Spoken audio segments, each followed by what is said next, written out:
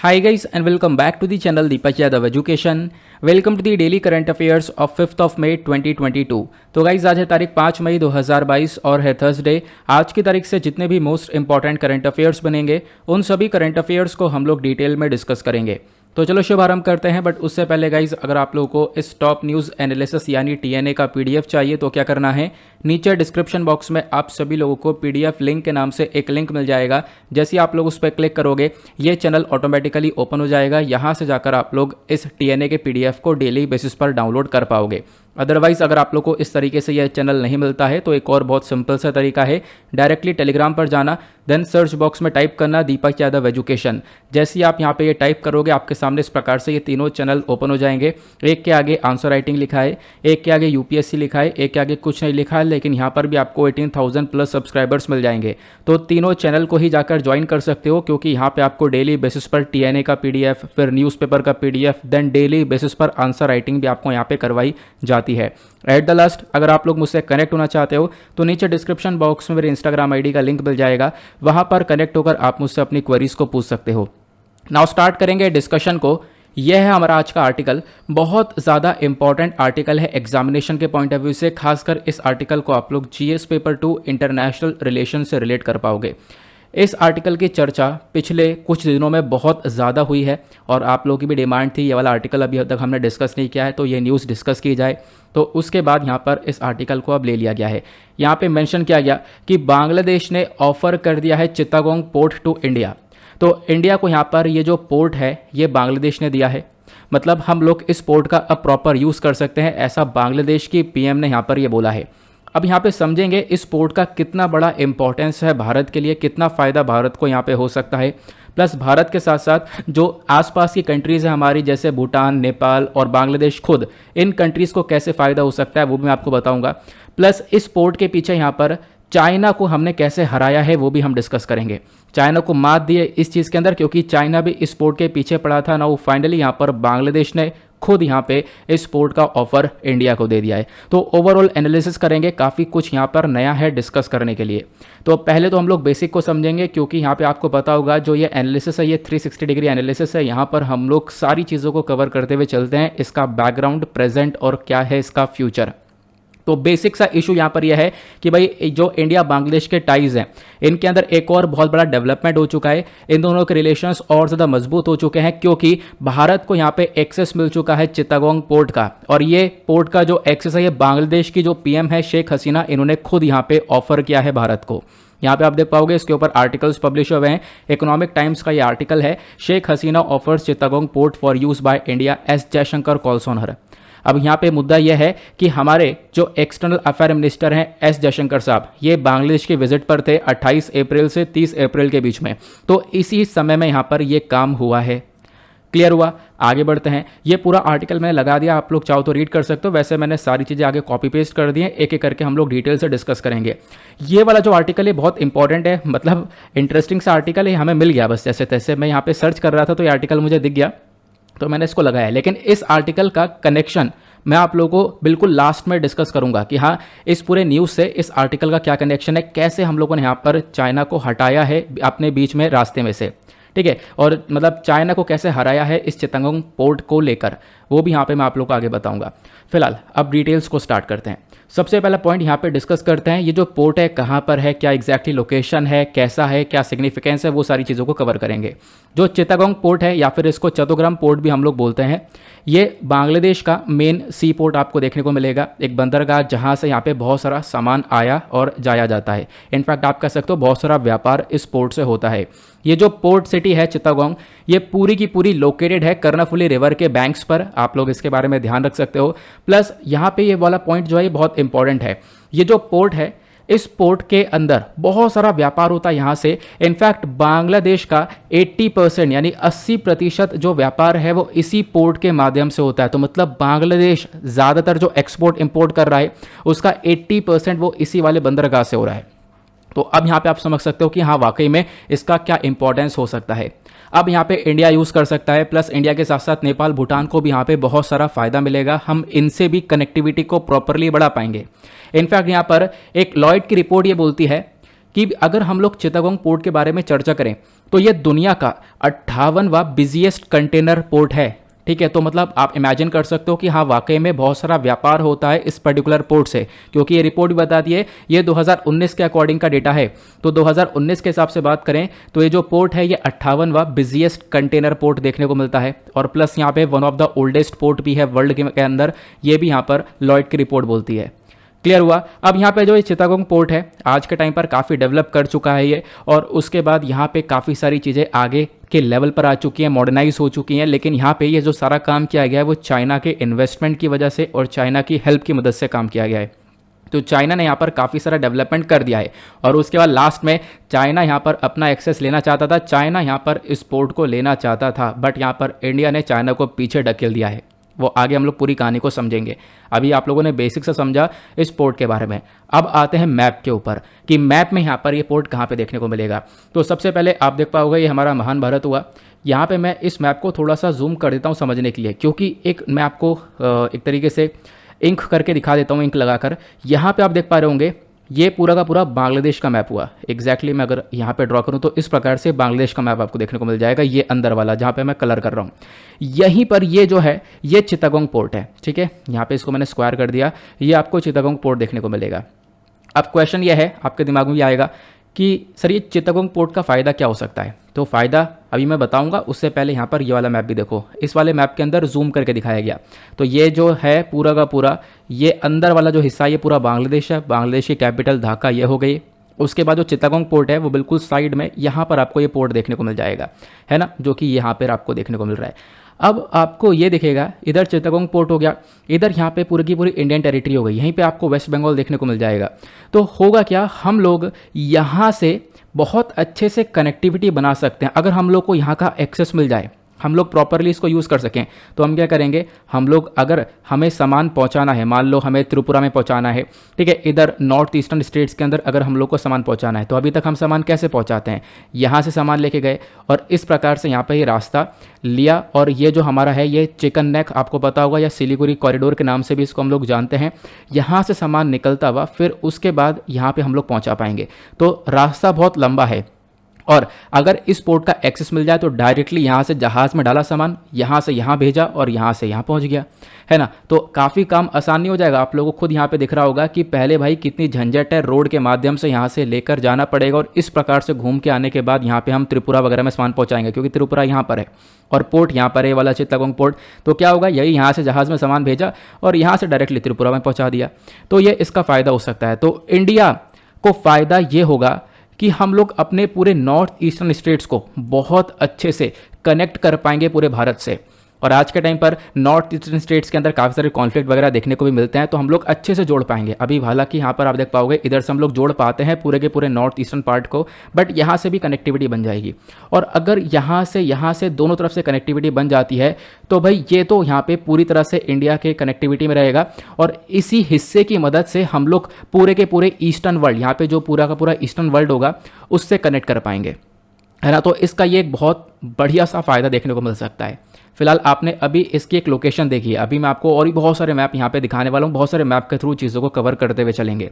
तो चिटागोंग पोर्ट के बारे में आप लोगों ने यहाँ पर समझ लिया, ठीक है, कहाँ पर लोकेटेड है मैंने आपको दिखा दिया, ये है। तो हम लोग यहाँ पे वेस्ट बंगाल हो गया, वेस्ट बंगाल से ये रास्ता निकलेगा, ये रास्ता डॉट डॉट डॉट बना दिया गया है, यहाँ से कनेक्ट हो जाएगा, यहाँ से सामान ऊपर त्रिपुरा में पहुँच जाएगा, ये रहा त्रिपुरा, है ना। पहले यहाँ पे क्या हो रहा था, सामान यहाँ से उठाओ, यहाँ से ऐसे लेकर जाओ, उस ऊपर से यहाँ पे सिलीगुड़ी कॉरिडोर से निकालने के बाद यहाँ पे त्रिपुरा में पहुँचेगा। अब क्या है भाई, सिंपल सा यहाँ से लेके गए और यहाँ पे पहुँचा दिया। मैं बार बार बता रहा हूँ ताकि दिमाग में बैठ जाए, क्योंकि ये इंपॉर्टेंट यहाँ पे पूरा का पूरा एनालिसिस है, प्लस ये आर्टिकल है अपने आप में बहुत इंपॉर्टेंट है। तो ये क्लियर हुआ। अब बात करें इस पोर्ट का सिग्निफिकेंस आपको क्या देखने को मिलेगा, इसका इंपॉर्टेंस क्या है। तो इंपॉर्टेंस मैं आपको ऑलरेडी बता चुका हूँ कि भाई क्या होगा, ये हमारे नॉर्थ ईस्टर्न स्टेट्स को बहुत अच्छे से कनेक्ट करेगा हमारे अलग अलग देशों के साथ में, प्लस इंडिया के साथ भी कनेक्टिविटी प्रॉपरली और ज़्यादा मजबूत होगी।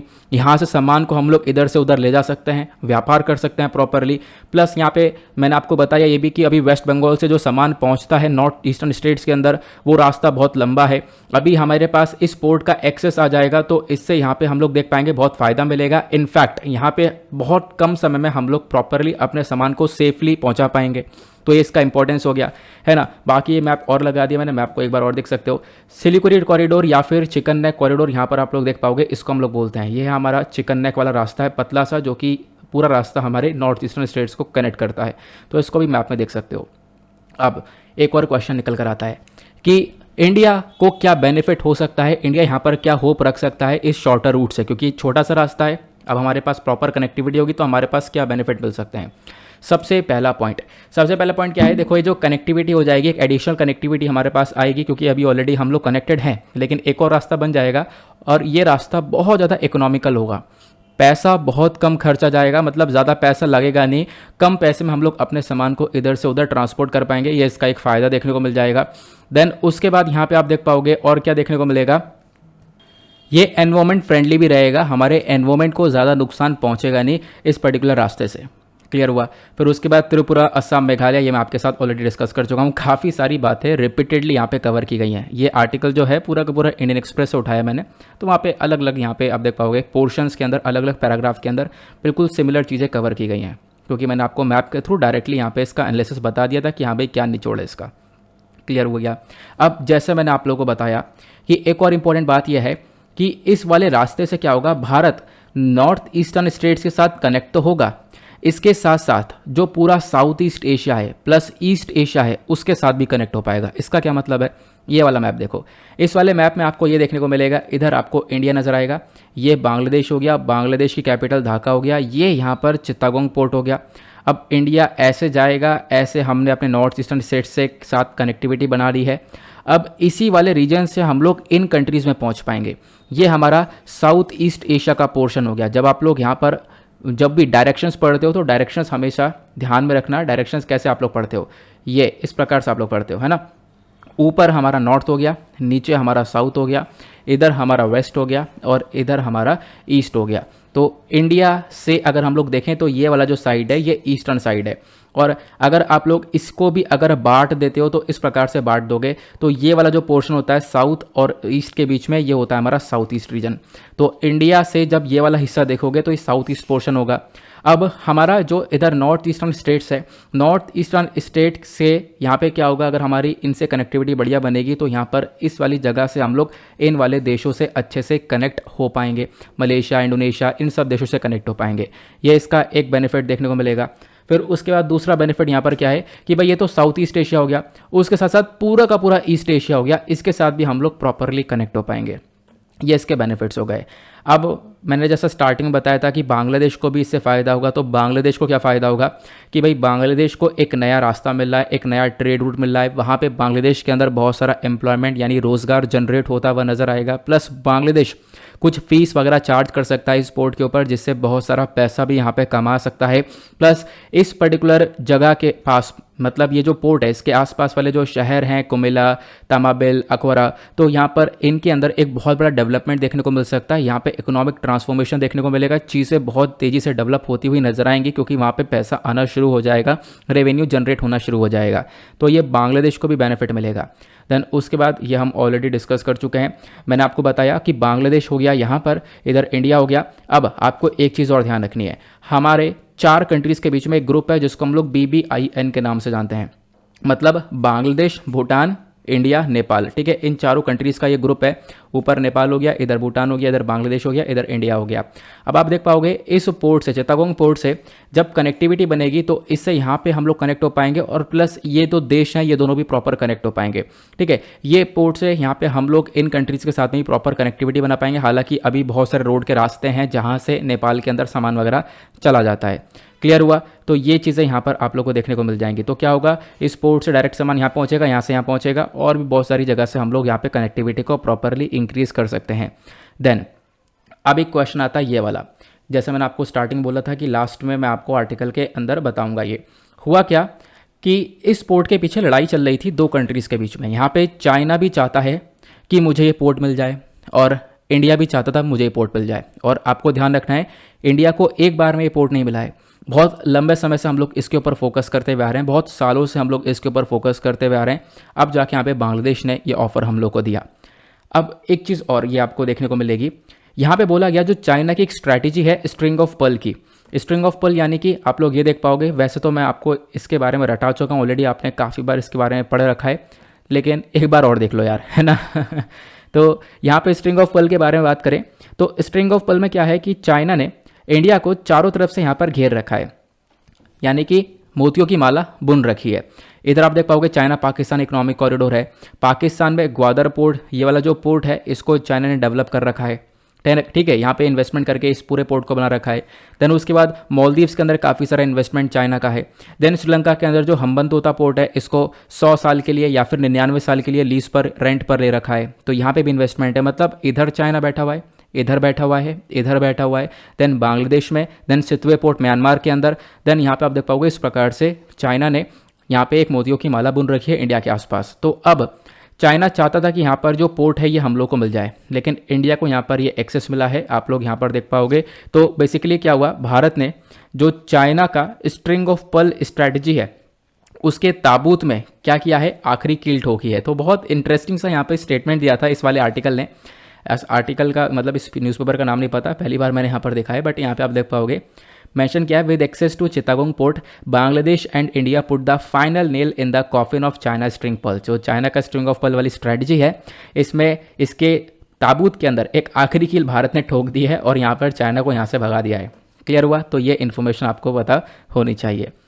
तो आई होप आप लोग को सारी इन्फॉर्मेशन क्लियर हो चुकी है, पूरा का पूरा इंटरनेशनल रिलेशन का ये बांग्लादेश इंडिया चाइना का टॉपिक क्लियर हो चुका है। तो फटाफट वीडियो के ऊपर जो लाइक का बटन उसको दबा देना। हमारा जो टारगेट है 2K प्लस लाइक्स का यार, उसको पूरा नहीं करते हो आप लोग, उसको कर दिया करो, एक सपोर्ट मिलता है, एक मोटिवेशन भी मिलता है। आगे चलते हैं नेक्स्ट आर्टिकल की तरफ। ना अगला आर्टिकल बहुत बहुत ज़बरदस्त होने वाला है, बहुत कुछ यहाँ पे आप लोग जानोगे। इस आर्टिकल में हम लोग बात करने वाले हैं हॉल मार्किंग ऑफ गोल्ड के बारे में, यानी कि आप सोना खरीदने जा रहे हो तो उसकी प्योरिटी क्या हो सकती है, कैसे आप लोग पहचानोगे कि हाँ यार मुझे एक प्योर सोना मिला है, कहीं मुझे चूना तो नहीं लग गया है, ठीक है, या फिर मुझे प्योर सोना मिला है, तो कैसे यहाँ पे पहचान सकते हैं। जो हॉल मार्किंग है वो क्या होती है, मैं आप लोगों को काफ़ी सिंपल से शब्दों में यहाँ पे समझा दूंगा। आगे बढ़ते हैं। तो न्यूज़ क्या है, पहले हम लोग बेसिक को समझते हैं। बेसिक यहाँ पर यह है कि जो ये हॉल मार्किंग का सेकंड फेज है ये अब जून 1 से स्टार्ट हो जाएगा। जब 1 जून 2022 स्टार्ट होगी तो सेकंड जो फेज है इस हॉल मार्किंग का वो स्टार्ट हो जाएगा, यानी कि हॉल मार्किंग को और ज़्यादा बढ़ावा दिया जाने वाला है। ठीक है, आपको ध्यान रखना है। तो यहाँ पे आप देख पाओगे इंडियन एक्सप्रेस का ये आर्टिकल है, second phase of mandatory gold hall marking from June 1, यानी कि जो इसका फर्स्ट फेज है वो तो ऑलरेडी पिछले साल जून में लॉन्च हो चुका था, वो मैंने पढ़ाया हुआ है। ठीक है, इस चैनल पर वो वीडियो अपलोडेड है। इनफैक्ट डेली करंट अफेयर का वीडियो तब से आ रहा है, तब मैंने डेली करंट अफेयर के वीडियो में ही पढ़ाया था। तो पिछले साल जून 2021 में इसका फर्स्ट फेज लॉन्च हुआ था। अब यहाँ पे सेकंड फेज जो है वो स्टार्ट हो जाएगा जून 1 से, और यहाँ पे फोकस किया जाएगा, हम लोग ज़्यादा से ज़्यादा जो यहाँ पे सुनार हैं वो जो गोल्ड बेच रहे हैं वहाँ पर हॉल मार्किंग को मैंडेटरी कर दें, हॉल मार्किंग को आवश्यक कर दें कि हाँ भाई हॉल मार्किंग के बिना सोना नहीं बिकेगा। और उस हॉल मार्किंग को देखकर आप यहाँ पे पता लगा सकते हो कि वो सोना असली है या नकली है, या फिर उसकी क्या क्या स्पेसिफिकेशंस हैं। तो यहाँ पे आप देख पाओगे इसके ऊपर काफ़ी सारे हिंदी आर्टिकल्स भी पब्लिश हुए हैं। 1 जून से शुरू होगा गोल्ड हॉल मार्किंग का दूसरा चरण। अब एक चीज़ और ध्यान रखना, ये जो हॉल मार्किंग का पूरा कॉन्सेप्ट है ये सरकार ने यहाँ पर स्टार्ट कर दिया था। इसका जो फेज़ 1 है, ये जो मतलब मैंने आपको बताया ना फेज़ 1 फेज़ 2 वाला खेल जो है, अभी फेज़ 2 शुरू होने वाला है। जो फेज़ 1 है वो यहाँ पर पिछले साल जून 2021 के अंदर, इनफैक्ट एग्जैक्ट तारीख बताऊँ तो 16 जून 2021 के अंदर वो शुरू हो चुका था। अब पहले तो हम लोग डायरेक्टली समझते हैं अपने एक मेजर पॉइंट को, जो कि हमारे एग्जामिनेशन के पॉइंट ऑफ व्यू से इंपॉर्टेंट है। ये तो हो गई न्यूज़, जो कि खास बात यहाँ पे कुछ ऐसी है नहीं, डायरेक्टली आपसे यहाँ पर एग्जामिनेशन में पूछा जाएगा नहीं, लेकिन हॉल मार्किंग को लेकर डेफिनेटली एग्जामिनेशन में क्वेश्चन बन सकता है। अब हम लोग समझेंगे कि आखिरकार हॉल मार्किंग क्या होती है। देखो यहाँ पे 2012 का एक सर्वे है BIS का। BIS क्या है पहले मैं आपको बता देता हूँ, एक इंपॉर्टेंट बॉडी है BIS माने तो यहाँ पर ब्यूरो ऑफ इंडियन स्टैंडर्ड। इन्होंने बताया कि भाई बहुत सारा जो सोना है पहले का, ठीक है, वो यहाँ पर एक तरीके से वहाँ पे आप देख पाओगे बहुत सारी मिलावट है, प्योर सोना वहाँ पर है नहीं, ऐसा यहाँ पर बताया गया था। तो हॉल मार्किंग का जो ये कॉन्सेप्ट है, जो सोने के ऊपर हॉल मार्किंग बनाई जाएगी, इस हॉल मार्किंग से फ़ायदा क्या होगा, आपको गारंटी मिलेगी कि आपके पास जो गोल्ड आ रहा है, जो आपके पास सोना आ रहा है वो बिल्कुल प्योर है, वो शुद्ध है। ठीक है, अब एक क्वेश्चन और उठता है, क्वेश्चन ये उठता है क्या प्योर सोने से मतलब जो हमारे ज्वेलरी वगैरह वो बन जाती है, तो ऐसा तो नहीं है। आपको भी पता होगा जो सोना होता है उसके अंदर थोड़ी बहुत यहाँ पे मिलावट करने के बाद वो ज्वेलरी बन पाता है। अदरवाइज जो प्योर सोना होता है, मान लो 24 कैरेट का सोना हो गया, तो उससे प्योर यहाँ पे ज्वेलरी नहीं बन पाती है ना। तो वो चीज़ यहाँ पर देखने को मिलेगी। लेकिन उसके बावजूद यहाँ पे आप देख पाओगे सरकार का कहना यह है हम लोग यहाँ पर गोल्ड की प्योरिटी के ऊपर काम करेंगे कि यहाँ बिल्कुल गोल्ड प्योर रहे, प्लस जो लोगों के पास गोल्ड आ रहा है, जो लोग परचेस कर रहे हैं, वो यहाँ पे एक प्योर गोल्ड को परचेस कर रहे हैं या नहीं कर रहे हैं वो यहाँ पर देख पाएंगे। क्योंकि यहाँ पर गोल्ड अपने आप में एक प्रीशियस मेटल और आज के टाइम पर आप कह सकते हो एक एक्सपेंसिव मेटल भी आपको देखने को मिल जाता है। क्लियर हुआ। अब ये जो हॉल मार्किंग वाला कॉन्सेप्ट है इसको ऑपरेट कौन करेगा, इसको पूरी तरह से चलाएगा BIS, मतलब कि ब्यूरो ऑफ इंडियन स्टैंडर्ड। ठीक है, ये यहाँ पर इसको ऑपरेट करने वाला है और ये गोल्ड और सिल्वर दोनों के लिए है। गोल्ड और सिल्वर हॉल मार्किंग स्कीम यहाँ पर इंडिया के अंदर ये BIS ऑपरेट करेगा। अब एक क्वेश्चन ये उठता है कि कौन कौन से मेटल्स को कवर किया जाता है इस हॉल मार्किंग के अंदर में, मतलब कि किस किस चीज़ के ऊपर आपको ये हॉल मार्किंग देखने को मिल जाती है। तो यहाँ पे आप देख पाओगे जो गोल्ड ज्वेलरी यानी कि हमारा सोना है, सोने के ऊपर हॉल मार्किंग बनाई जाएगी, प्लस सिल्वर के ऊपर भी आपको हॉल मार्किंग देखने को मिल जाती है। तो यहाँ पर दोनों ही मेटल्स के ऊपर हॉल मार्किंग देखने को मिलती है। अब एक क्वेश्चन दिमाग में और आएगा कि हम लोग क्यों लेकर आए इस हॉल मार्किंग को, क्या आवश्यकता है हॉल मार्किंग की। तो सबसे पहला पॉइंट, बिजनेस स्टैंडर्ड की एक रिपोर्ट ने बोला है। जब आप लोग यहाँ पर इस PDF को डाउनलोड करोगे तो आप देख पाओगे ये लिंक मिल जाएगा, ठीक है, जिसके ऊपर अभी आपको कर्सर दिख रहा है। यहाँ पर ये पूरी की पूरी रिपोर्ट मैंने पब्लिश कर दी है। इस रिपोर्ट के अंदर में बताया गया कि भारत दुनिया का सेकंड बिगेस्ट गोल्ड कंज्यूमर है चाइना के बाद में। तो चाइना के बाद में सबसे ज़्यादा गोल्ड को कंज्यूम करता है भारत। और यहाँ पर इसी चक्कर में हम लोग देख पाते हैं हमारे कंट्री के अंदर जो हॉलमार्क वाला सोना है वो बहुत ज़्यादा कम देखने को मिलता है, ऐसा यहाँ पे बताया गया। तो इसी चीज़ को देखते हुए यहाँ पे हॉल मार्किंग को लेकर आया जा रहा है कि लोगों के साथ यहाँ पे फ्रॉड ना हो पाए। जो कंज्यूमर्स है उनके साथ चीटिंग वगैरह काफ़ी ज़्यादा हो जाती है, लेकिन जब हॉल मार्किंग होगा तो लोगों को यहाँ पे एक प्रोटेक्शन मिलेगी। ठीक है, कंज्यूमर्स को कोई भी यहाँ पर चीट नहीं कर पाएगा। वो जब यहाँ पे सोना परचेज करेंगे तो अपने आप में हॉलमार्क का निशान देखते हुए वो चीज़ों को परचेज कर लेंगे। तो एक ट्रांसपेरेंसी मेंटेन होगी यहाँ पे, कंज्यूमर और शॉपकीपर के सामने आमने सामने यहाँ पर सारी चीज़ें देखने को मिल जाएंगी। यहाँ पे कंज्यूमर को बिल्कुल भी टेंशन नहीं होगी और एक प्योर सोना मिलेगा। तो ये यहाँ पर आवश्यकता है हॉल मार्किंग की।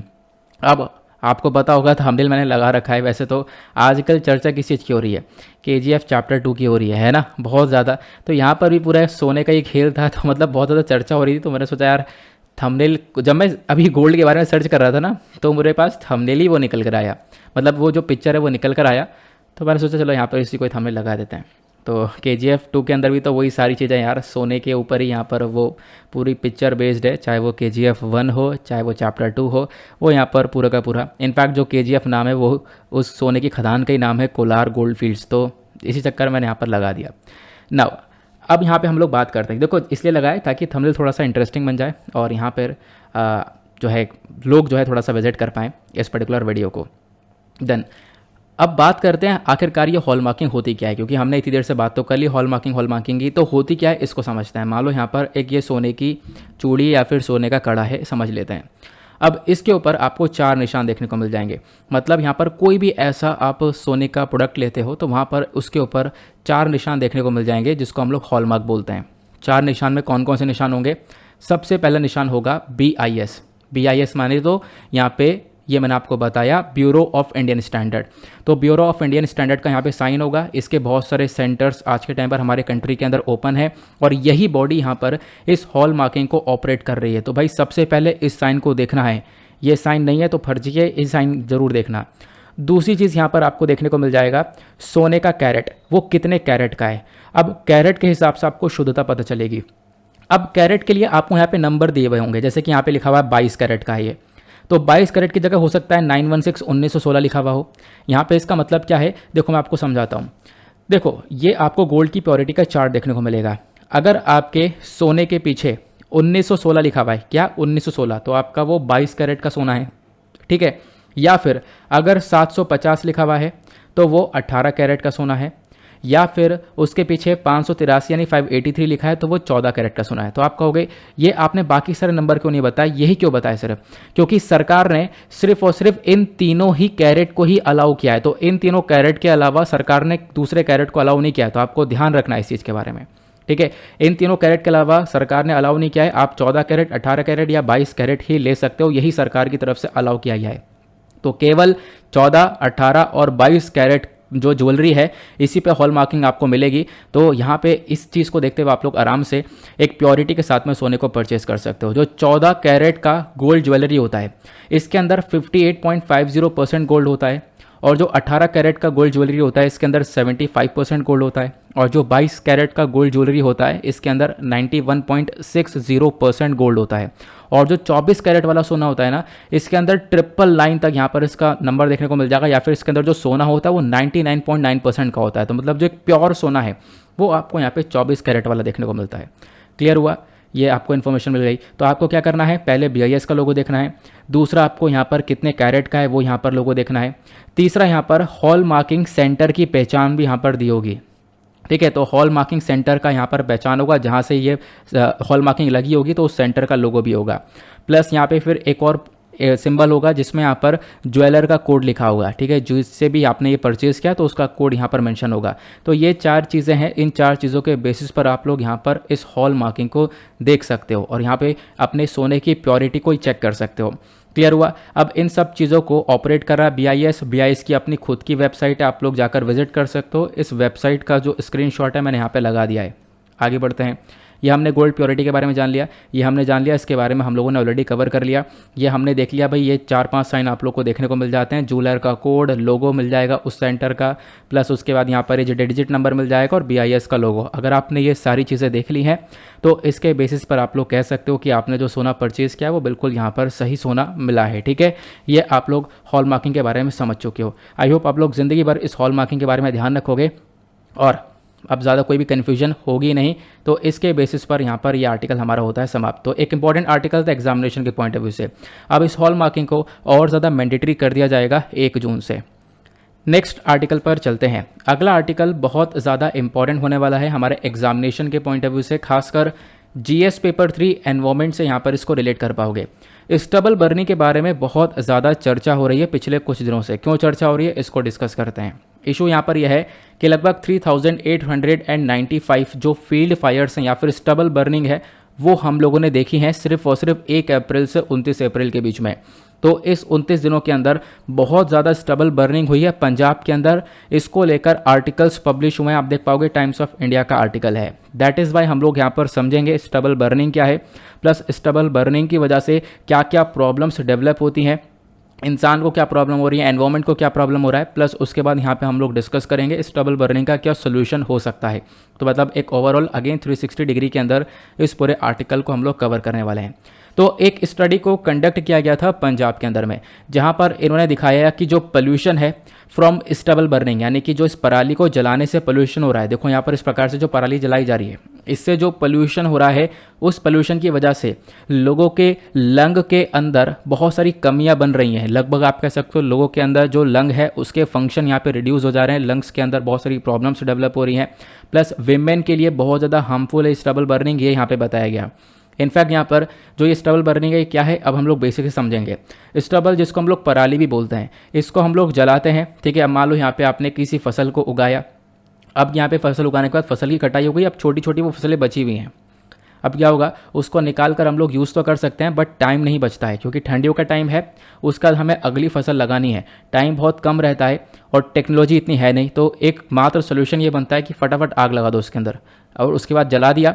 जलाने के बाद यहाँ पर वो सब खत्म हो गया, देन उसके बाद हम लोग अपनी अगली फसल लगाने लगते हैं। लेकिन जब उसको जलाया, उस पराली को जब जलाया गया तो उससे बहुत सारा पोल्यूशन निकला, उसमें से बहुत सारा धुआं निकलता है। उस धुएं के अंदर बहुत सारी जहरीली गैसेस होती हैं। वो गैसेस कौन सी होती है आगे मैं आपको बताऊंगा, जिसकी वजह से एनवायरनमेंट के साथ साथ लोगों के हेल्थ के ऊपर भी एक बहुत बुरा इम्पैक्ट पड़ रहा है। क्लियर हुआ? उसके बाद यहाँ पे आपको ये भी ध्यान रखना है, जो स्टबल बर्निंग है ये अक्टूबर में स्टार्ट होती है और नवंबर के महीने में अपने पीक पर पहुंच जाती है। बहुत ज़्यादा जो स्टबल बर्निंग की खबरें आती हैं वो नवंबर के मंथ में देखने को मिलती हैं। अब बात करते हैं स्टबल बर्निंग की वजह से क्या क्या इफेक्ट देखने को मिलता है। सबसे पहला इफेक्ट पोल्यूशन बहुत ज़्यादा होता है। जैसे मैंने आप लोगों को बताया, इसमें से हार्मफुल गैसेस निकलती हैं, जैसे कि यहाँ पर मीथेन हो गया, CH4 जिसको हम लोग बोलते हैं, कार्बन मोनोऑक्साइड CO हो गया, देन वोलेटाइल ऑर्गेनिक कंपाउंड हो गया, और उसके बाद कार्सिनोजेनिक पॉलीसाइक्लिक एरोमेटिक हाइड्रोकार्बन्स हो गया। तो ये सारे टॉक्सिक पोल्यूटेंट्स निकलते हैं जब हम लोग इस पराली को जलाते हैं। तो नाउ ये जो पॉल्यूटेंट्स हैं ये फिर हमारे पूरे के पूरे एनवायरनमेंट के अंदर फैल जाते हैं, और फिर लोगों को भी यहाँ पर ये नुकसान पहुँचाते हैं। इंसान अगर उस पॉल्यूशन को इनहेल करेगा, उसके बॉडी के अंदर जाएगा, तो उससे यहाँ पर उसके लंग्स के अंदर बहुत सारी प्रॉब्लम्स डेवलप हो सकती हैं, उसका रेस्पिरेटरी सिस्टम भी डैमेज हो सकता है। तो ये यहाँ पर इसके इफेक्ट देखने को मिलेंगे। दूसरा इफेक्ट यहाँ पर देखो, ना केवल ह्यूमन हेल्थ को ही खतरा है, साथ ही साथ जो मिट्टी है, जो सॉइल है, सॉइल की जो उपजाऊपना है, उसकी फर्टिलिटी है, वो भी डिस्ट्रॉय हो जाती है। होता क्या है, जब आपने स्टबल बर्निंग करी, स्टबल बर्निंग पर आपने देखा कि जो मिट्टी के अंदर न्यूट्रिएंट्स पाए जाते हैं, वो न्यूट्रिएंट्स भी डिस्ट्रॉय हो जाते हैं, जिसकी वजह से मिट्टी कम उपजाऊ होती है, वहाँ पे प्रॉपर फसल फिर उग नहीं पाती है। फिर उसके बाद एक सिनेरियो ये देखने को मिलता है कि जब यहाँ पे स्टबल बर्निंग की जाती है, तो उस गर्मी की वजह से जो मिट्टी के अंदर मॉइस्चरनेस यानी नमी होती है, वो नमी भी यहाँ पर ख़त्म हो जाती है। उसके बाद वो मिट्टी और ज़्यादा बंजर हो जाएगी, ज़मीन वो बंजर होने लगेगी, वो यहाँ पर कोई ज़्यादा काम की रह नहीं जाएगी कुछ टाइम बाद। तो ये अपने आप में स्टबल बर्निंग के डिसएडवांटेजेस आप लोग देख पाओगे। अब हेल्थ के ऊपर एग्जैक्ट क्या इम्पैक्ट पड़ता है, सबसे पहली चीज़ देखो, एक बहुत इंपॉर्टेंट पॉइंट आता है यहाँ पे। स्टबल बर्निंग की वजह से PM 2.5 बढ़ जाता है। PM 2.5 का मतलब है पर्टिकुलेट मैटर। पर्टिकुलेट मैटर 2.5 के अंदर इंक्रीमेंट देखने को मिलता है। इसका मतलब क्या है, तो आप लोग ये देखो, पर्टिकुलेट मैटर का मतलब है छोटे छोटे कंकड़ के टुकड़े, लेकिन वो कंकड़ के टुकड़े बहुत ही ज़्यादा छोटे होते हैं कि इंसान उसको अपने बॉडी के अंदर इनहेल कर सकता है। जब इनहेल करेगा तो बॉडी के अंदर जो हमारा ऑर्गन्स है वो डैमेज होंगे। जैसे वो कितना छोटा हो सकता है, तो मान लो यहाँ पर ये एक इंसान का बाल है, एक ह्यूमन का हेयर है।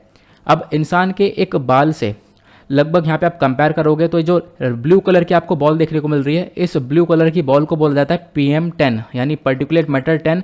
ये जो कंकड़ के टुकड़े हैं ये थोड़े से साइज में बड़े हैं, बट इस ब्लू बॉल से भी यहाँ पर छोटा रेड कलर की बॉल आपको दिख रही होगी, है ना, ये रेड वाली बॉल। मतलब एक ब्लू बॉल में ये 4 रेड कलर की बॉल हैं, और इसी वाले रेड वाले बॉल को हम लोग बोलते हैं PM 2.5, यानी कि ये भी यहाँ पर एक कंकड़ का टुकड़ा है, लेकिन बहुत ज़्यादा खतरनाक है ये, ठीक है। और इनफैक्ट ये अगर बॉडी के अंदर जाए तो इनफैक्ट यहाँ पर आप कह सकते हो ह्यूमन को बहुत बुरी तरह से डैमेज कर सकता है, रेस्पिरेटरी प्रॉब्लम्स आ सकती हैं, प्लस यहाँ पे डायबिटीज़ जैसी सिचुएशन भी बॉडी के अंदर डेवलप हो सकती है। क्लियर हुआ। अब ये जो PM 2.5 का डस्ट है, ये इससे बच कैसे सकते हैं, तो भाई जो बाहर की एक्टिविटीज़ है वहाँ पे थोड़ा सा अपना इन्वॉल्वमेंट कम करो, या बाहर जा रहे हो और सिनेरियो कुछ इस प्रकार से क्रिएट हो रहा है कि हाँ वाकई में पोल्यूशन ज़्यादा है, तो आप लोग एक मास्क पहन सकते हो अपने आप को प्रोटेक्ट करने के लिए। प्लस ज़्यादा से ज़्यादा पानी पियो ताकि जो ऑक्सीजन है वो यहाँ पे आपके ब्लड के अंदर इंक्रीज़ हो, ये बताया गया। देन उसके बाद इसके हेल्थ के ऊपर इफेक्ट मैंने आपको बता दिया, रेस्पिरेटरी सिस्टम डैमेज हो जाएगा, प्लस थ्रोट के अंदर इन्फेक्शन देखने को मिल सकता है, हार्ट डिजीज़ हो जाती हैं, प्लस लंग कैंसर भी यहाँ पर डेवलप होने के चांसेस हैं इस PM 2.5 की वजह से। अब एक क्वेश्चन आपके दिमाग में और आएगा, क्या ये सारा काम स्टबल बर्निंग की वजह से हो रहा है? क्या पराली जलाने की वजह से ही यहाँ पर ये सारा का सारा पोल्यूशन पैदा हो रहा है? देखो ऐसा नहीं है।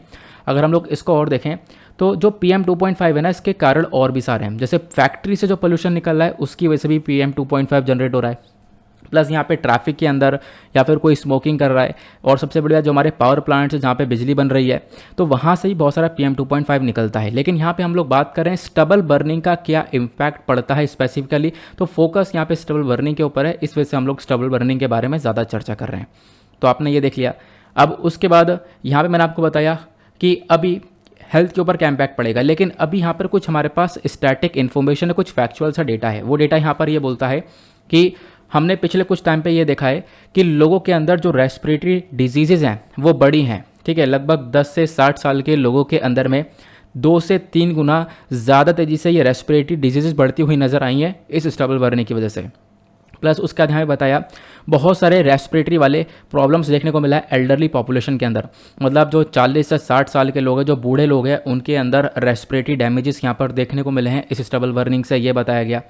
प्लस यहाँ पे ये जो लंग फंक्शन है वो बहुत ज़्यादा बेकार हो, इनफैक्ट लोगों के लंग्स ने प्रॉपर काम करना बंद कर दिया है, ऐसा भी हम लोगों ने देखा है। बहुत सारे केसेस ऐसे भी निकल कर आए हैं। लगभग 10 to 14% ऐसे लोग हैं जिनका लंग है वो प्रॉपर काम नहीं कर पा रहा है, जिसमें से बहुत सारी वेमेन आपको देखने को मिल जाती हैं। ये हमारे पास डेटा है कि आखिरकार स्टबल बर्निंग का क्या इम्पैक्ट पड़ रहा है लोगों के ऊपर में। क्लियर हुआ? तो ये इन्फॉर्मेशन आ गई। देन उसके बाद अब आपके दिमाग में एक और क्वेश्चन आएगा कि भाई इतनी बड़ी प्रॉब्लम है तो इसका सोल्यूशन क्या हो सकता है? तो इसके ऑल्टरनेटिव्स आपको देखने को मिलेंगे। सबसे पहला सोल्यूशन यहाँ पर मिल जाएगा कि आप लोग मशीन का इस्तेमाल कर सकते हो, ठीक है। यहाँ पे जो पराली वो जलाई जा रही है, अगर उस पराली को मशीन से काट दिया जाए तो मुद्दा वहाँ पे सॉल्व हो जाएगा, या फिर उसको हम लोग बायोडिकम्पोजर के थ्रू ख़त्म कर सकते हैं। यानी जो बायो डिकम्पोजर होता है ये बायो डिकम्पोजर है, ठीक है। इसको हम लोग यूज़ करते हैं फार्मर्स के लिए, ये आपको देखने को मिलता है, सभी क्रॉप्स के लिए रिकमेंडेड है। इसको हम लोग इसका एक और लिक्विड बना लेते हैं, एक लिक्विड पोस्ट बना के बाद उस पेस्ट को हम लोग पूरी तरह से फसल के ऊपर छिड़क देते हैं, जिसकी वजह से जो फसल है वो कुछ टाइम पे डिकम्पोज हो जाती है, वो ख़त्म हो जाती है। तो यहाँ पर इसका एक ये फ़ायदा देखने को मिलता है। तो एक दूसरा तरीका यह है स्टबल बर्निंग से बचने का। और एक और तरीका यहाँ पर यह है कि आप लोग क्या कर सकते हो, उसकी जो भी बचा है, वो जो भी पराली बची है उसकी कटाई करने के बाद आप लोग कैटल फॉडर के अंदर इस्तेमाल कर सकते हो। मतलब कि जो गाय भैंस का चारा है उसके अंदर यहाँ पर इसका प्रॉपरली यूज़ किया जा सकता है ना, ये यहाँ पर मेंशन किया गया। देन उसके बाद तीसरा एक और यहाँ पर सिंपल सा ऑल्टरनेटिव है, वो है टर्बो हैप्पी सीडर। तो टर्बो हैप्पी सीडर मशीन को आप लोग परचेज कर सकते हो, THS। लेकिन दिक्कत ये आती है ना, ये मशीन थोड़ी सी महंगी पड़ जाती है। बट होता क्या है, ये जो मशीन है इसके अपने आप में बहुत फ़ायदे हैं। यह है टर्बो हैप्पी सीडर, जो कि जड़ से यहाँ पर उस पराली को निकाल देता है। और यहाँ पे इसका बहुत अपने आप में फ़ायदा है, ज़मीन कोई बंजर नहीं होगी, कोई पोल्यूशन नहीं होगा, यहाँ पे डेफिनेटली फ़ायदा है। लेकिन एक दिक्कत यह है, इसको ख़रीदने के लिए थोड़ा सा यहाँ पे पैसा चाहिए, थोड़ा सा एक्सपेंसिव तरीका हो सकता है। क्लियर हुआ? आगे चलते हैं नेक्स्ट आर्टिकल की तरफ। नाउ नेक्स्ट आर्टिकल होने वाला है अगेन बहुत बहुत इंपॉर्टेंट, खासकर इस आर्टिकल को आप लोग GS पेपर 3 इकोनॉमी से रिलेट कर पाओगे। यहाँ पे बात करने वाले हम लोग इंडियन सेमीकंडक्टर मिशन के बारे में। तो ये इंडिया सेमीकंडक्टर मिशन क्या है, इसके बारे में आप लोग सीखोगे। सेमीकंडक्टर के बारे में सारी इन्फॉर्मेशन आप लोग को मिल जाएगी, प्लस क्यों है हमारे लिए सेमीकंडक्टर इंपॉर्टेंट, क्यों आज के टाइम पर हम लोग इसके ऊपर इतना फोकस कर रहे हैं, प्लस यहाँ पे क्या ज़रूरत है इसकी, वो सारी बातें हम लोग यहाँ पे कवर करेंगे। प्लस इस सेक्टर को डेवलप करने के लिए हम लोग क्या क्या कदम उठा रहे हैं वो भी हम लोग कवर करेंगे। तो हुआ क्या है, हमारी ministry of electronics and information technology ने उद्घाटन कर दिया है अभी पहले सेमिकॉन इंडिया 2022 कॉन्फ्रेंस का। तो यहाँ पे सेमिकॉन इंडिया 2022 का कॉन्फ्रेंस हुआ है बेंगलुरु के अंदर में। अब इसी कॉन्फ्रेंस के अंदर में सेमीकंडक्टर्स को बनाने के लिए, प्लस भारत के अंदर सेमीकंडक्टर के मैन्युफैक्चरिंग में हम लोग स्ट्रांग हो पाएँ, इसके ऊपर फोकस किया गया। नाउ इस आर्टिकल को आप देख पाओगे, काफ़ी डिटेल से PIB ने कवर किया है, एक एक इन्फॉर्मेशन आप लोग को यहाँ पर मिल जाएगी। नाउ क्वेश्चन यह है, नाउ ये जो सेमिकॉन इंडिया 2022 रहेगा, इस सेमिकॉन इंडिया के अंदर मतलब इस कॉन्फ्रेंस के अंदर, ये पूरा का पूरा कॉन्फ्रेंस था, यहाँ पे हमने फोकस किया कि किस प्रकार से हम लोग सेमीकंडक्टर को अपने कंट्री के अंदर मैन्युफैक्चर कर सकते हैं, डिज़ाइन कर सकते हैं, नए नए इनोवेशन कर सकते हैं। ये हमारा मेजर फोकस रहा है। इस पूरे कॉन्फ्रेंस का थीम क्या रहा है, कैटेलाइजिंग इंडियाज़ सेमीकंडक्टर इकोसिस्टम। तो भारत के अंदर पूरा का पूरा एक सेमीकंडक्टर का इकोसिस्टम हम लोग यहाँ पर जनरेट करेंगे, क्योंकि अभी इंडिया के अंदर ये जो सेमीकंडक्टर है इसकी एक भारी भरकम कमी देखने को मिलती है। भारत बहुत सारे कंट्रीज़ के ऊपर डिपेंडेंट है इस सेमीकंडक्टर्स को लेकर, तो एक बहुत बड़ी प्रॉब्लम है ये। नाउ क्वेश्चन ये है, सेमीकंडक्टर्स आखिरकार होते क्या हैं, तो एक एक करके समझते हुए चलना इंपॉर्टेंट है।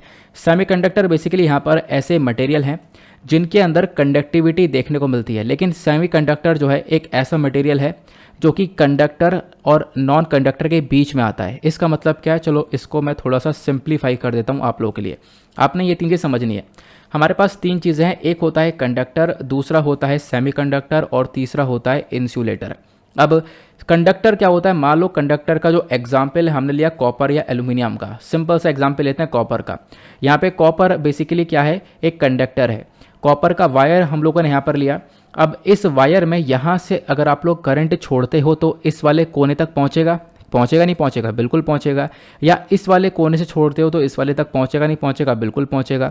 कॉपर वायर के अंदर और तेज़ी से करंट पास होता है, तो मतलब जो इलेक्ट्रिसिटी की कंडक्टिविटी है कॉपर वायर के अंदर वो बहुत ज़्यादा आपको देखने को मिल जाती है।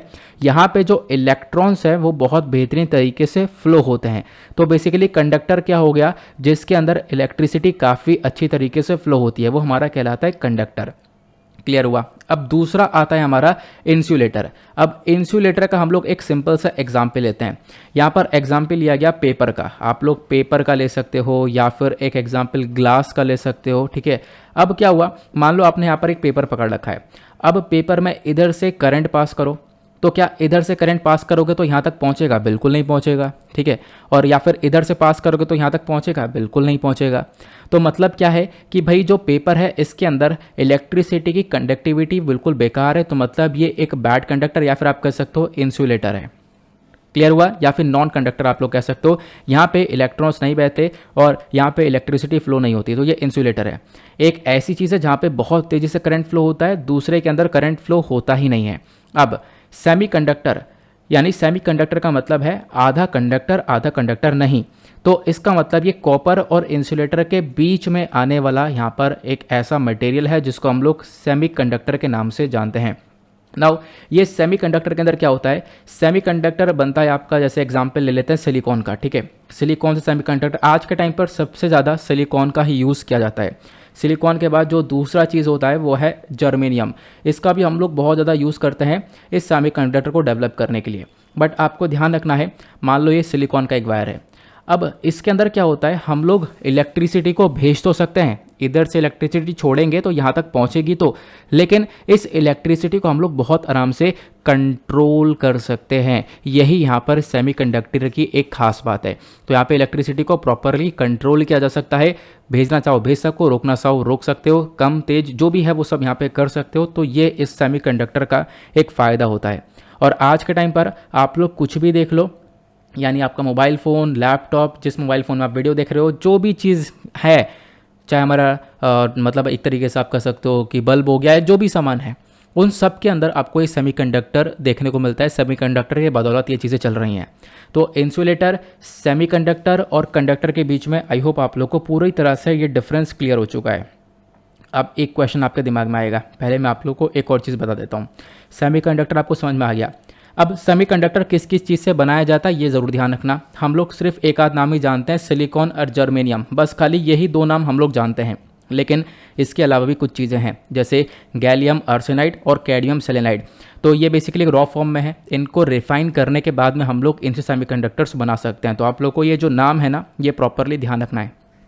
क्लियर हुआ? आगे चलते हैं। अब सेमीकंडक्टर आपको कुछ इस प्रकार से भी देखने को मिलता है।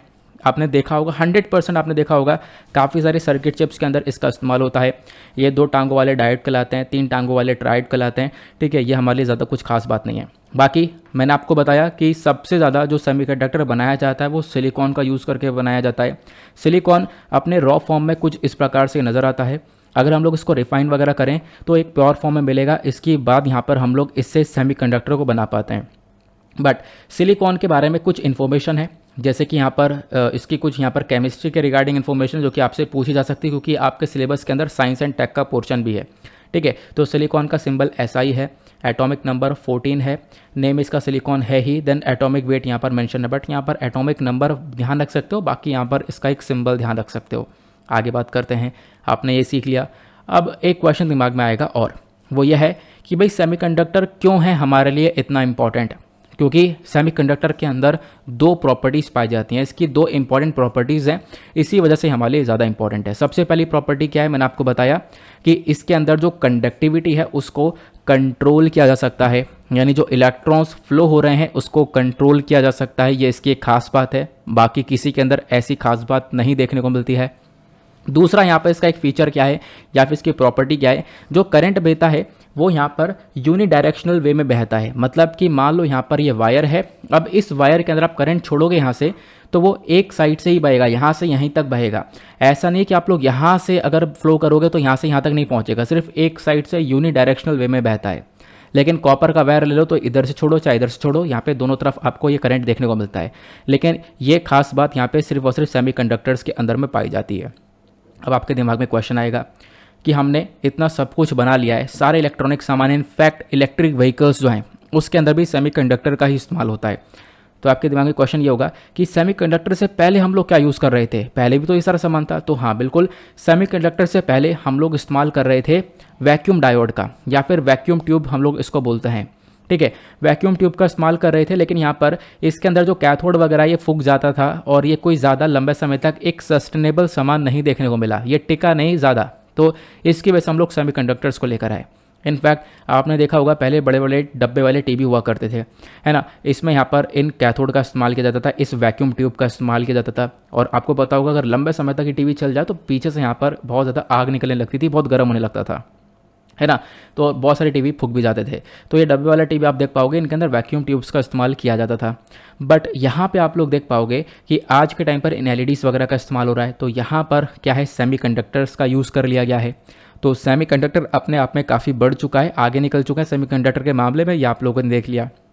देन अब एक क्वेश्चन और है सेमीकंडक्टर कौन सबसे ज़्यादा प्रोड्यूस करता है? देखो भारत सबसे ज़्यादा प्रोड्यूस नहीं करता है, इसी वजह से भारत आज के टाइम पर सेमीकंडक्टर की मैन्युफैक्चरिंग के ऊपर फोकस कर रहा है कि हम लोग अपने देश में इन सेमीकंडक्टर्स को ज़्यादा से ज़्यादा डेवलप कर पाएँ। अभी हम लोग 2020 के अकॉर्डिंग बात करें, जो ये सेमीकंडक्टर है ये सबसे ज़्यादा ताइवान, देन उसके बाद ताइवान की 2 कंपनी आपको देखने को मिलेंगी, एक TSMC है और दूसरा यहाँ पर UMC है। फिर उसके बाद साउथ कोरिया का सैमसंग हुआ, देन कुछ और कंट्रीज़ हैं उनकी अलग अलग कंपनियां आपको देखने को मिल जाएंगी। तो यही इन्होंने सबसे ज़्यादा सेमीकंडक्टर को बनाया है। ये 2020 का डेटा है, आप लोग को ध्यान रखना है। तो ताइवान का एक बहुत बड़ा रोल है।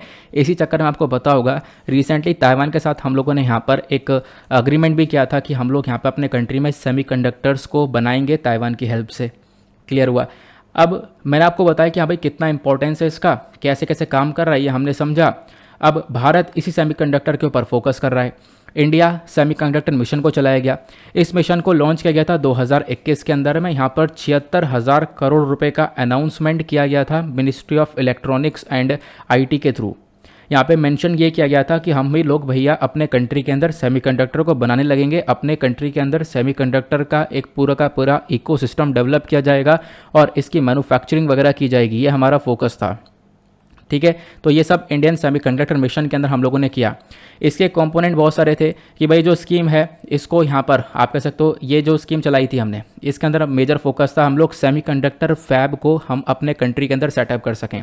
क्वेश्चन यह है ये सेमीकंडक्टर फैब क्या होता है? फैब है बेसिकली यहाँ पर फैब्रिकेशन, एक मैन्युफैक्चरिंग प्लांट जो कि यहाँ पर सेमीकंडक्टर डिवाइसेस को बनाता है, तो ये यहाँ पर फैब कहलाता है। तो सेमीकंडक्टर फैब को हम अपने कंट्री के अंदर सेटअप करने के ऊपर फोकस कर रहे हैं। इसके लिए ये सेमीकंडक्टर मिशन काम कर रहा है। साथ ही साथ यहाँ पर दूसरी चीज़ आप देख पाओगे DLI।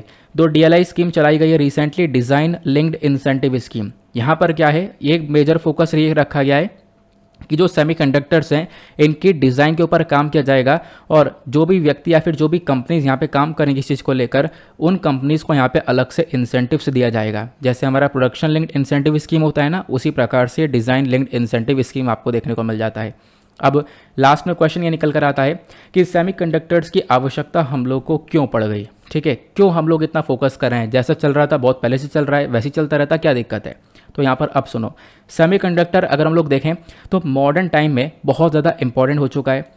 आज की दुनिया में बात करें, जो टेक्नोलॉजी है वो अपने उच्च स्तर पर पहुँच चुकी है। हर चीज़ें यहाँ पर इलेक्ट्रॉनिक गैजेट की वजह से हो रही हैं और हर चीज़ के अंदर आपको ये इंटीग्रेटेड सर्किट देखने को मिल जाएगा जहाँ पे सेमीकंडक्टर चिप का इस्तेमाल किया जा रहा है, जो कि सिलिकॉन और जर्मेनियम से बनाई जा रही हैं। इनफैक्ट इन चिप के बिना कुछ भी नहीं चल सकता। अगर ये चिप नहीं है तो कोई स्मार्टफोन नहीं है, कोई रेडियो नहीं है, कोई टीवी नहीं है, कोई लैपटॉप नहीं है, कोई कंप्यूटर नहीं है। तो यहाँ पर इतनी वैल्यू है इस चिप की और आज के टाइम पर हम लोग बहुत पीछे हैं, हम लोग इसको प्रोड्यूस नहीं कर पा रहे हैं, हम लोगों ने बिल्कुल भी इसका प्रोडक्शन नहीं किया है। और करेंट टाइम पे एक चीज़ और आपको देखने को मिलेगी, पूरी दुनिया ई-व्हीकल्स यानी इलेक्ट्रॉनिक व्हीकल्स की तरफ बढ़ रही है ना। अब हम लोग इलेक्ट्रॉनिक व्हीकल्स की तरफ बढ़ रहे हैं और इलेक्ट्रॉनिक व्हीकल्स के अंदर भी सेमीकंडक्टर्स का यूज़ होता है। तो यहाँ पर इसकी वजह से जो आने वाला टाइम है उसके अंदर डिमांड काफ़ी बढ़ जाएगी, तो भारत को इसके ऊपर फोकस करना चाहिए। तो ये एक बहुत बड़ी ज़रूरत आपको देखने को मिल जाएगी। फिर एक सबसे बड़ा आपको ये भी अपडेशन देखने को मिलेगा कि कोविड-19 के बाद में हम लोगों ने ये देखा कि जो इलेक्ट्रॉनिक गैजेट्स हैं इनकी डिमांड बहुत तेज़ी से बढ़ चुकी है ना।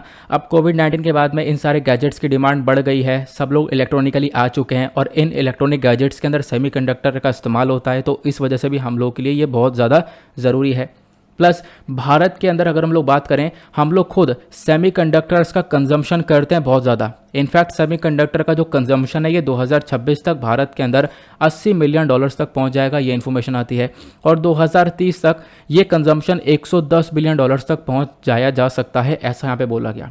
प्लस बहुत ज़्यादा कंट्री नहीं है जो कि सेमीकंडक्टर्स को बनाती हैं, बहुत गिनी चुनी कंट्रीज़ आपको देखने को मिल जाएंगी, जैसे US हो गया, then Taiwan, South Korea, Japan और नीदरलैंड। जर्मनी भी यहाँ पर आज के टाइम पर एक एमर्जिंग प्रोड्यूसर है। जर्मनी भी यहाँ पर इन सेमीकंडक्टर्स के ऊपर काम कर रहा है। दैट इज़ वाई भारत को भी रिक्वायरमेंट है कि भारत भी यहाँ पर इसके अंदर आ जाए और इस बस में जल्दी से चढ़ जाए। मतलब यह है कि इस वाली फील्ड के अंदर जल्द से जल्द भारत भी उतर जाए। और इस फील्ड में उतरने के लिए भारत ने बहुत सारे इनिशिएटिव्स चलाए हैं। जैसे हमारा एक पहला इनिशिएटिव है सेमीकंडक्टर लैबोरेटरी करके, दूसरा इनिशिएटिव है फॉर कंपाउंड सेमीकंडक्टर, तीसरा इनिशिएटिव है प्रोडक्शन लिंक्ड इंसेंटिव स्कीम। आपको याद होगा सेमीकंडक्टर के प्रोडक्शन के लिए भी हम लोगों ने ये PLI स्कीम को जारी किया है, जहाँ पे काफ़ी सारा पैसा अनाउंस किया गया है। लगभग 55,000 करोड़ रुपए से ऊपर का अमाउंट यहाँ पे अनाउंस किया गया है। क्लियर हुआ। तो ये सारी इन्फॉर्मेशन आप लोगों को यहाँ पर मिल चुकी है।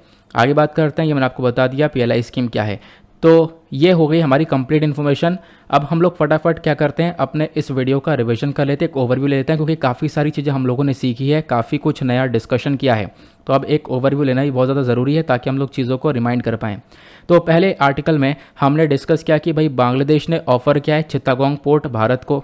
फिर उसके बाद यहाँ पे मैंने आपको बताया कि जो पोर्ट है कितना इंपॉर्टेंट है, और इंडिया बांग्लादेश के जो रिलेशंस हैं वो इस पोर्ट की वजह से और ज़्यादा मजबूत होते हुए चले जाएंगे। अभी रिसेंटली हमारे एक्सटर्नल अफेयर मिनिस्टर 28 अप्रैल से 30 अप्रैल के बीच में बांग्लादेश में थे, तब जाके यहाँ पर बांग्लादेश ने इस पोर्ट का ऑफ़र दिया। इस पोर्ट से काफ़ी सारा 80% जो बांग्लादेश का एक्सपोर्ट इम्पोर्ट है, जो व्यापार है, वो यहीं से होता है। प्लस यहाँ पे एक बिजिएस्ट एयरपोर्ट कह रहा हूँ, एक बिजिएस्ट पोर्ट यहाँ पे माना जाता है। प्लस यहाँ पे इस पोर्ट का इंपॉर्टेंस अपने आप में बहुत ज़्यादा है। यहाँ पे ये डायरेक्टली हमारे नॉर्थ ईस्टर्न स्टेट को कनेक्ट कर देगा, और जो पहले डिस्टेंस लगता था, पहले बहुत ज़्यादा समय लगता था, वो समय अब यहाँ पर कम लगा करेगा, ऐसा यहाँ पर इसका फ़ायदा नज़र आएगा। फिर उसके बाद हमने समझा कि भाई इस पोर्ट के बेनिफिट्स क्या देखने को मिलेंगे, बांग्लादेश को यहाँ पर इसका क्या बेनिफिट मिलेगा। उसके बाद यहाँ पे हमने समझा कि चाइना को हमने कैसे इस पर्टिकुलर एरिया से भगा दिया है, चाइना की जो स्ट्रिंग ऑफ पर्ल की स्ट्रैटेजी है वो यहाँ पर फेल हुई है, वो हमने यहाँ पर डिस्कस किया। देन अगले आर्टिकल में हमने जाना सेमीकंडक्टर मिशन के बारे में। जो मिनिस्ट्री ऑफ इलेक्ट्रॉनिक्स और इंफॉर्मेशन टेक्नोलॉजी है, यहाँ पर इन्होंने अभी इस सेमीकंडक्टर को लेकर सेमीकॉन कॉन्फ्रेंस को रखा था, जहाँ पे सेमीकंडक्टर की मैन्युफैक्चरिंग के ऊपर फोकस किया जा रहा है। सेमीकंडक्टर क्या होता है हम लोगों ने समझा, इसके प्रकार समझा, सिलिकॉन क्या होता है, देन सेमीकंडक्टर, कंडक्टर, इंसुलेटर के बीच में क्या डिफरेंस होता है, ये हम लोगों ने कवर किया। देन उसके बाद सेमीकंडक्टर क्यों हमारे लिए इतना इंपॉर्टेंट है, ये हम लोगों ने कवर किया। देन सेमीकंडक्टर से पहले हमारे पास वैक्यूम ट्यूब्स हुआ करता था, ये हम लोगों ने समझा। देन 2020 के अकॉर्डिंग यहाँ पे कौन कौन सी कंट्रीज़ ने सबसे ज़्यादा सेमीकंडक्टर का प्रोडक्शन किया है। देन इंडिया के अंदर सेमीकंडक्टर मिशन ये क्या है, इसमें बहुत सारा पैसा हम लोगों ने अनाउंस किया है ताकि सेमीकंडक्टर को हम लोग ज़्यादा से ज़्यादा डेवलप कर सकें, क्योंकि इसकी आवश्यकता आज के टाइम पर बहुत ज़्यादा है। आज के टाइम पर अगर हम लोग बात करें तो बहुत सारे लोग इलेक्ट्रॉनिक गैजेट्स का इस्तेमाल कर रहे हैं जिसके अंदर सेमीकंडक्टर्स का यूज़ किया जा रहा है। इसी चक्कर में भारत सरकार ने बहुत सारे इनिशिएटिव्स को स्टार्ट किया है ताकि हम लोग सेमीकंडक्टर के अंदर एक ग्रोथ को पा सकें। फिर उसके बाद अगले आर्टिकल में हमने डिस्कस किया गोल्ड की हॉल मार्किंग के बारे में। तो कैसे आप लोग यहाँ पर जान सकते हो कि सोना असली या नकली है, उसकी प्योरिटी के बारे में सारी इन्फॉर्मेशन ले सकते हो इस हॉल मार्किंग के थ्रू। इस हॉल मार्किंग का जो फेज़ 2 है वो बेसिकली यहाँ पर स्टार्ट हो जाएगा 1 जून से। तो हॉल मार्किंग के अंदर आपको क्या करना होता है, देखो गोल्ड और सिल्वर दोनों चीज़ें हैं, दोनों मेटल्स के ऊपर हॉल मार्किंग दी जाती है। इस हॉल मार्किंग के थ्रू यहाँ पे आपको सोना बहुत ज़्यादा प्योर मिलेगा, मतलब आप ध्यान रख पाओगे। फिर उसके बाद मैंने आपको समझाया कि कोई भी प्रोडक्ट है तो उसके ऊपर आप देख पाओगे 4 निशान आपको देखने को मिल जाएंगे। वो 4 निशान यहाँ पे एक BIS का लोगो होगा, दूसरा यहाँ पर आपको लिखा हुआ देखने को मिलेगा कि कितने कैरेट का सोना है। देन उसके बाद आपको देखने को मिलेगा कि हॉल मार्किंग सेंटर का यहाँ पे पहचान होगा, एक लोगो होगा। देन उसके बाद ज्वेलर का भी कोड यहाँ पर देखने को मिल जाएगा। तो ये सारी चीज़ें यहाँ पर हॉल मार्किंग के तहत बताई जाती हैं। ये यहाँ पर एक पिक्चर आप लोगों को देखने को मिल जाएगा। बाकी इस पूरे हॉल मार्किंग को ऑपरेट करता है ब्यूरो ऑफ इंडियन स्टैंडर्ड, ये हमने डिस्कस किया। फिर उसके बाद मैंने आपको समझाया कि आज के टाइम पर सरकार केवल 14, 18 और 22 कैरेट ज्वेलरी पर ही होलोग्राम देगी, ये हमने डिस्कस किया था। देन उसके बाद अगले आर्टिकल में हमने स्टबल बर्निंग के बारे में डिस्कशन किया। आज के टाइम पर बहुत सारे फील्ड्स है जहाँ पर लगातार इस पराली को जलाया जा रहा है, स्टबल बर्निंग की जा रही है। स्टबल बर्निंग यहाँ पर इंसान की हेल्थ के लिए काफ़ी खतरनाक है। स्टबल बर्निंग क्या होती है वो हम लोगों ने समझा। देन उसके बाद इसके इफ़ेक्ट्स क्या क्या हैं वो हम लोगों ने समझा। पोल्यूशन बहुत ज़्यादा होता है, सॉइल की फर्टिलिटी ख़राब हो जाती है। प्लस यहाँ पर पोल्यूशन, यहाँ पे मैंने आपको बताया जो पार्टिकुलेट मैटर 2.5 है वो लगातार बढ़ता है, जो कि ह्यूमंस को डैमेज कर सकता है, इनफैक्ट उनके ऑर्गन्स को डैमेज कर सकता है। हेल्थ के ऊपर लगातार इम्पैक्ट पड़ा है, हेल्थ लोगों की काफ़ी हद तक डाउन गई है। प्लस क्या क्या ऑल्टरनेटिव हो सकता है, तो यहाँ पर स्टबल बर्निंग की जगह वेस्ट डिकम्पोजर का यूज़ किया जा सकता है। प्लस उसके बाद यहाँ पर जो एक तरीके से गाय को जो चारा दिया जाता है उसके अंदर यहाँ पर इसका यूज़ किया जा सकता है। प्लस यहाँ पर हम लोग इस मशीन THS मशीन से यहाँ पर यूज़ कर सकते हैं। ये जो मशीन है इसका नाम है टर्बो हैप्पी सीडर। तो इससे यहाँ पर हम लोग स्टबल बर्निंग को, मतलब ये जो बर्निंग है बेसिकली उसको रोक सकते हैं और यहाँ पर जो पराली इसकी प्रॉपरली कटाई हो सकती है। तो इसके सारे यहाँ पर एक ऑल्टरनेटिव तरीके देखने को मिल जाएंगे। तो ये था यहाँ पर हमारा पूरा का पूरा ओवरऑल एनालिसिस। आई होप आप लोग को एक एक बात क्लियर हो चुकी है ना। इसी के साथ करते हैं हम लोग अपने लेक्चर को समाप्त। मिलते हैं आप लोगों से नेक्स्ट वीडियो में। आज के लिए bye bye, have a nice day, thank you and Jai Hind.